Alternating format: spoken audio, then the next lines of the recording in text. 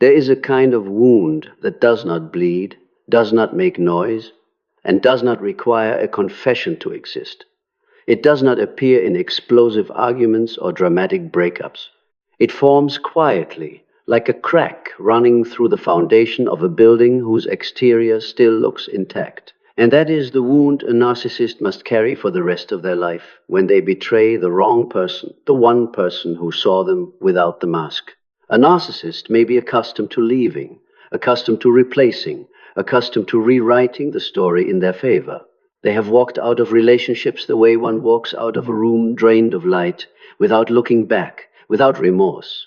But this time is different. This time, they did not just lose a person, they lost the only mirror that ever reflected the truth about who they really are. The person they betrayed did not love them through illusion, did not worship them blindly, but stayed by conscious choice. And when the narcissist destroyed that, they did not merely ruin a relationship. They severed with their own hands the rare chance to touch a form of genuine connection they had never had the courage to hold on to. The irony is that they will never call it a loss. They will call it incompatibility, or say the other person was too sensitive, or dismiss it as something not worth dwelling on. Yet, deep within a psychological structure built on avoidance and projection, a fracture has already occurred. Because when you betray someone who has done their inner work, someone who no longer needs your validation to exist, you do not simply lose emotional supply, you lose the ability to keep believing in your own illusion. From that moment on, no matter how many new people enter their life, no matter how convincingly they perform happiness, there will always remain an emptiness that cannot be filled, the emptiness of what could have been real. This is not a story about revenge or emotional justice. It is a story about a wound that is never named, never healed, and therefore never disappears. And to understand why that wound becomes permanent, we must face a truth the narcissist always avoids. Their entire psychological structure is built on not having to confront themselves. They do not fear losing others, they fear being seen without the flawless shell. In previous relationships, they manipulated, they idealized and then devalued, they withdrew when things required depth, and the cycle repeated itself. But when they betray the wrong person, someone who has done their inner work, someone awake enough to love without losing themselves, all the old strategies begin to fail. That person does not love out of dependency, does not stay out of fear of loneliness, does not react with predictable bursts of anger. They see both the light and the shadow, and they stay not because they are enchanted, but because they choose to. For a narcissist, that is both magnetic and threatening. For the first time, they are not merely admired, they are understood. And to be understood means there is nowhere left to hide. When the presence of such a person begins to require honesty, accountability, a kind of intimacy that cannot be faked, the narcissist's defense system activates. They do what they have always done, destroy before being exposed. They betray, devalue, withdraw, or create chaos to push the other person out of their life. But what they do not anticipate is this. The awakened person will not chase. The one who has worked through their own pain will not kneel for an explanation. And it is precisely this refusal to chase that becomes the true shock. Because a narcissist's power has never been rooted in love, it has been rooted in reaction. When there is no reaction, when silence is not a tactic but a real ending, they do not just lose a relationship, they lose the only mirror that ever reflected their true self without distortion. From that point forward, every new relationship becomes noise to cover the growing emptiness within. They may find someone else, construct a new narrative, appear happy on the surface. But in moments without an audience, when there is no one left to manipulate or convince, they are confronted with an unnamed sensation, the awareness that they have destroyed with their own hands the only thing that could have touched the humanity they have always denied. And because they lack the tools to sit with that feeling, they will keep running into shallow relationships, into temporary admiration, into stories where they are always the victim or the victor. Yet the more they run, the deeper the wound becomes. Because what was lost was not merely a specific person, it was a rare opportunity to break the cycle. And when that opportunity is betrayed by their own actions, they do not just betray the other, they betray their own capacity for growth. That is why this wound is not loud, not dramatic, yet persistent and unending. It exists as a subtle misalignment in every relationship that follows, like an invisible standard no one can reach, like a memory they attempt to deny but cannot erase. And the greatest tragedy is not that they feel pain. The greatest tragedy is that they will never be brave enough to name that pain, and so they will spend a lifetime pursued by the very thing they destroyed. If you go deeper into this psychological layer, you begin to notice something worth reflecting on. A narcissist does not truly suffer because they lost you. They suffer because you no longer reflect the version of themselves they want to believe in. In previous relationships, when they left or destroyed everything, they always preserved a favorable narrative that the other person was too weak, too demanding, too sensitive, or simply not good enough. That narrative helped them maintain their fragile inner structure. But when the wrong person to betray walks out of their life in clarity, without drama, without begging, without smearing, the entire system of justification begins to tremble. For the first time, they cannot easily assign you a negative label to soothe themselves. You did not collapse. You did not lose your mind. You did not return to plead. You remained silent, you grew, you continued living, and that calm becomes evidence they cannot erase. The problem was not you. This creates a particular kind of internal conflict, not clear guilt like that of an emotionally mature person, but a quiet dissonance between the image they strive to maintain and the truth they cannot fully deny. They may quickly rush into a new relationship, attempting to recreate the familiar cycle, idealize, attract, control. The new person may admire them, depend on them, provide the intense reactions they are accustomed to, yet something is different. The depth is different. The steadiness is different. The way you once looked at them, not with idolization, but with understanding, cannot be replicated. And as that difference repeats itself in each new interaction, a subtle emptiness begins to seep in. They do not call it regret. They call it lack of chemistry, not exciting enough, not the right person. But beneath that lies the realization that they have lost a quality of connection they do not know how to recreate. On an even deeper level, what makes this wound permanent is that it collides directly with the part of the ego they are always trying to protect. Someone who has done their inner work does not participate in power games. They do not try to prove themselves right or tear the other down. They simply withdraw their energy. When that energy disappears, the narcissist loses a form of validation they depend on to feel that they exist. Their entire structure of self-perception is built upon the reactions of others. When you no longer react, you are not merely leaving, you are withdrawing from the role of provider of validation. And when that validation cannot be restored through manipulation or provocation, they are forced to face a rare sensation. They are no longer the center of the world of someone who once loved them deeply. For an emotionally mature person, this could become an opportunity for reflection and change. But for a narcissist, it becomes a blind spot. Instead of sitting with the pain and exploring its cause, they strengthen their defenses. They retell the story in a way that casts you as the one at fault. They seek out people who are easier to control. They reinforce the mask with external achievements, new relationships, admiration. Yet each time they attempt to reconstruct the illusion, the memory of you, of a connection not rooted in fear or dependency, remains as a silent standard.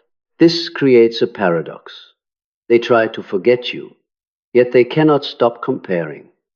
They may watch from a distance, search for information about your life, feel unsettled when they hear that you are happy. Not because they sincerely want to return, but because your growth challenges the narrative they built to protect their ego. Every step forward you take is a reminder that they chose destruction over growth.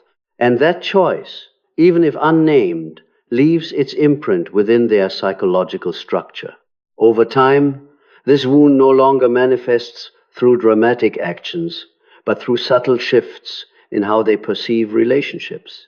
They become more easily bored, more suspicious, more prone to dissatisfaction, not because the world lacks good people, but because they once touched a form of authenticity and pushed it away with their own hands. When someone has experienced something real and then returns to illusion, the gap between the two will always create friction, and that friction is the quiet wound they carry. The tragedy does not lie in the fact that they must live with that absence. The tragedy lies in how rarely they are honest enough with themselves to recognize its source. They may say they have simply not met the right person, may believe they are still in control of the game, but at the deepest level, a part of them knows there was a moment in their life when they stood before an opportunity to be loved and seen without performance, and they chose to destroy it to protect the mask. From that point forward, every relationship that follows is shadowed by that decision, not as a punishment from the outside, but as the natural consequence of refusing to face the truth. You may see them continue moving forward, building an image, conquering and leaving. But beneath the surface, one thing does not change. They lost a rare chance to break their own cycle. And when that chance is not taken, the cycle not only continues, it tightens. That is the wound they carry, not because anyone cursed them, not because you sought revenge, but because truth has its own weight. When denied, it does not disappear. It transforms into a quiet yet persistent emptiness that follows them through every relationship, every choice, every night without an audience before whom they can perform the perfect role. From that point on, what happens within the narcissist is not a dramatic collapse, but a slow process of erosion. On the outside, they may still laugh, still charm, still convince others that they were never affected. Yet inside, a truth begins to take shape that they cannot completely extinguish. There was once someone who saw them without needing to be deceived, and that person still chose to leave. This touches their deepest fear, the fear that if someone truly sees beneath the shell, they will not stay. In past relationships, they could always tell themselves that the other person left because they were weak, impatient, or incapable of understanding them. But you were different. You did not leave because you failed to understand. You left because you understood too clearly. You did not leave in chaos. You left in clarity. And that clarity becomes an indelible mark because it exposes the possibility that the problem was never the world around them, but the way they exist within it. This creates a very particular internal tension. They cannot fully hate you because a part of them knows you were genuine. Yet they cannot fully respect you either, because to do so would require admitting they destroyed something valuable. So they become trapped between two poles, diminishing you to protect the ego, while at the same time unable to stop comparing everyone else to you. That comparison does not occur in words, but in feeling. When a new relationship lacks depth, they grow restless. When someone new is too easy to control, they feel bored. When someone new is too dependent, they feel contempt. What they once called stability now feels dull, because they once touched a connection that was not based on power games. Yet instead of seeing this as an invitation to change, they interpret it as proof that no one is good enough. And so the cycle continues. They idealize and then become disappointed, attract and then withdraw, search and then grow disillusioned. At a deeper level, the memory of you is not about a face or a specific moment, but about a feeling, the feeling of being seen without having to perform. And that feeling is what they cannot recreate. In rare moments when no one is around to validate their worth, when the temporary spotlight of admiration fades, they may briefly imagine an alternative reality, one in which they chose honesty instead of destruction. But that thought is too dangerous for a psyche built on avoidance, so they quickly push it away. What is pushed down does not disappear. It turns into a vague dissatisfaction, an unnamed sense of lack. They may achieve success, may have many people around them, yet still feel as though they are standing before a door that once opened and then slammed shut. What makes this wound enduring is not simply that you left, but that you continued to grow afterward. Each time they hear that you are at peace, that you have matured, that you have built a life no longer revolving around them, it quietly dismantles the story they once told themselves that you would not survive without them. For someone who depends on external validation to feel real, becoming unnecessary is a direct blow to the ego. They cannot accept that their role in your life has ended. And so they may keep you in their mind as an unfinished chapter, not to return, but to avoid confronting the feeling of being replaced by your growth. The tragedy is that if they were brave enough to sit with that pain, if they were honest enough to face what they destroyed, the wound could become the beginning of transformation. But that would require the dissolution of the mask, the admission that they chose power over intimacy, control over authenticity.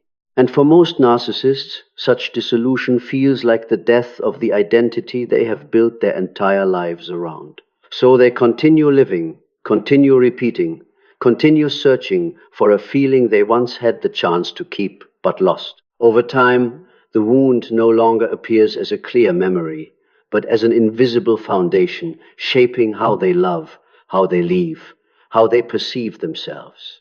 They may never say aloud that they lost something irreplaceable. Yet every incomplete relationship, every unexplained dissatisfaction, every moment of emptiness in the midst of a crowd is an echo of that past choice. And that is what makes the wound endure.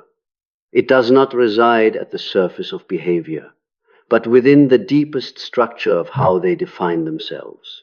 They once stood before the opportunity to be loved without pretending, and they turned away. From then on, no matter how many people enter their lives, no matter how many new scripts they attempt to recreate, a part of them still knows there was another possible version of their life, one in which they chose growth instead of escape. It is that faint yet unextinguishable awareness that becomes the wound they carry, quietly, persistently, and far longer than any relationship that ever existed. Time does not make that wound disappear. It only makes it more refined. At first, the insecurity may surface as a fleeting discomfort when they think of you.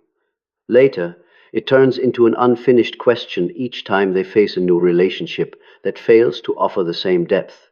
But as the years pass, it is no longer a question at all. It becomes a quiet background noise in the mind, a sense that something in their life has drifted off the trajectory they once could have stepped into. What is striking is that they do not lack opportunities. They still have partners, admirers, praise, and attention, the very things they once relied on to feel valuable. Yet those things begin to lose their effectiveness, not because they are entirely meaningless, but because they do not reach the depth they once briefly touched when they were with you. The difference is not loud. It is like the difference between a vibrant live performance and a flawless digital copy that lacks a soul. Outwardly, everything may look the same, but inwardly, they know something is no longer intact. What makes this experience harsh is not the memory of love, but the memory of possibility, the possibility of becoming more authentic, of stepping out of the familiar role of being loved without needing control. When they destroyed that bond, they did not merely lose a person, they rejected that possibility itself. And rejecting the possibility of growth often leaves a far deeper emptiness than losing any specific relationship. In rare moments, when they wonder why everything keeps repeating the same script, why satisfaction is always short-lived, why boredom inevitably returns, a part of them may briefly glimpse the connection between the present and the decision they made back then. Yet, looking directly at that connection requires a level of honesty they are not ready for, so they choose the easier path, continuing to believe the world is not good enough, that others are not deep enough, that love always has limits. Gradually, this forms a new layer, not merely false confidence, but a cold skepticism. They begin to believe that true intimacy is unrealistic, that no one can truly understand them, that deep connection is an illusion. In truth, they once had an experience that contradicted that belief. But because it ended in a way they could not control, they must diminish its value to protect the ego. Even so, the memory of that experience remains as a silent standard. Each time they meet someone new and feel the connection is not deep enough, they do not realize they are comparing it to something they themselves destroyed. Each time they feel the other person doesn't understand them, they do not ask whether they are recreating the very distance they once created. Over time, this cycle affects not only romantic relationships, but also how they perceive themselves.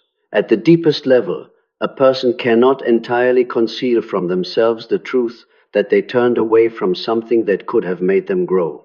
Even if unnamed, even if unacknowledged, the body and mind still carry the imprint of that choice.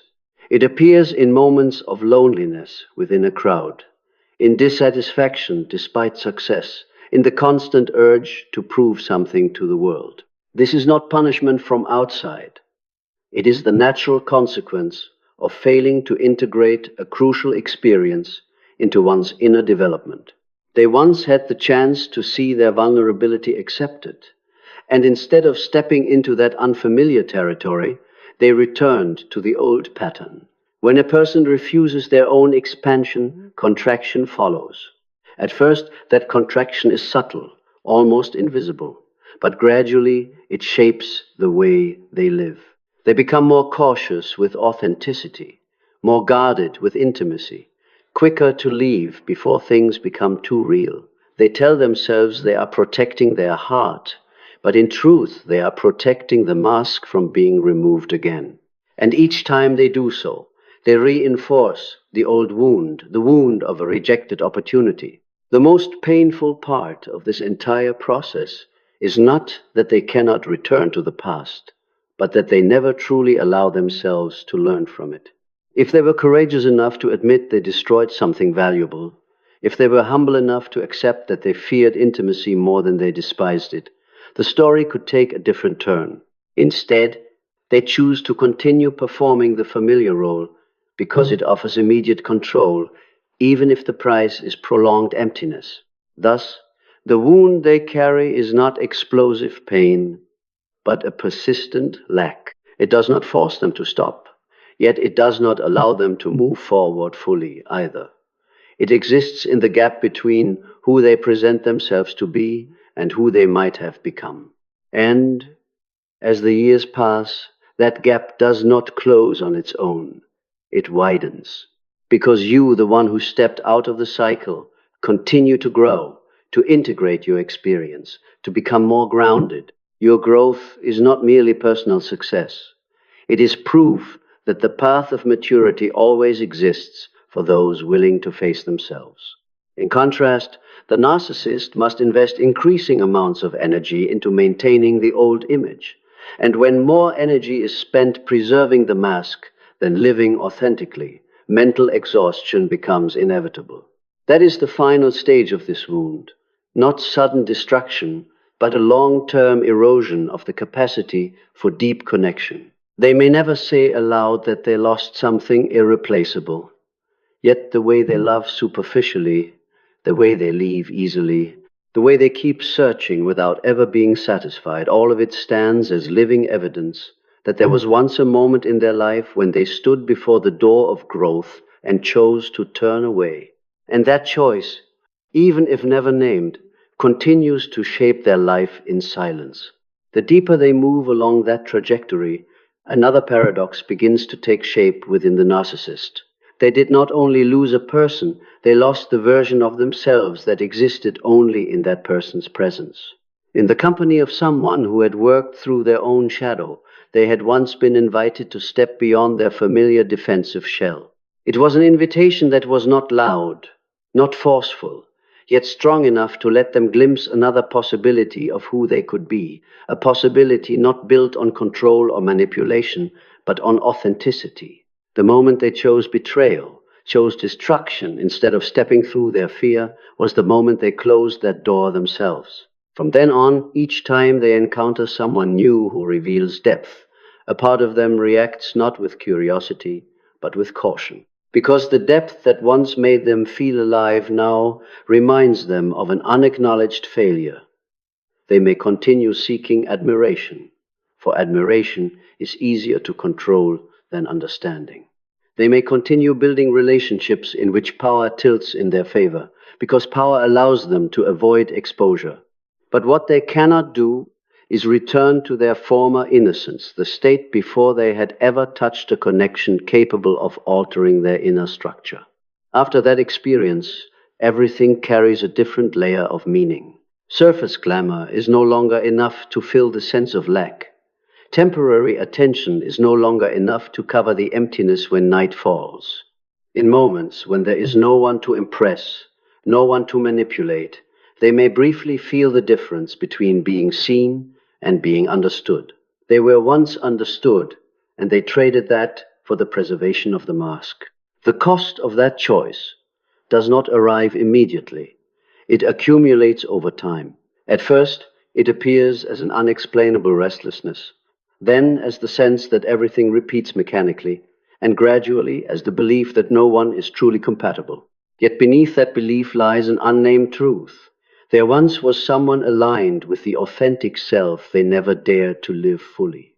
Each time they leave a new relationship as soon as things begin to grow serious. Each time they feel suffocated by intimacy. It is not merely an old habit, but also the reflex of an unprocessed wound. They fear reliving the loss of something precious, yet instead of learning to stay and grow, they choose to leave before risking confrontation with themselves. Gradually, their life becomes a sequence of promising beginnings that end halfway. On the surface, this can be justified with many reasonable explanations, but inside, the truth remains. They once stood at a crossroads that could have led to deep transformation, and they chose to return to the old path.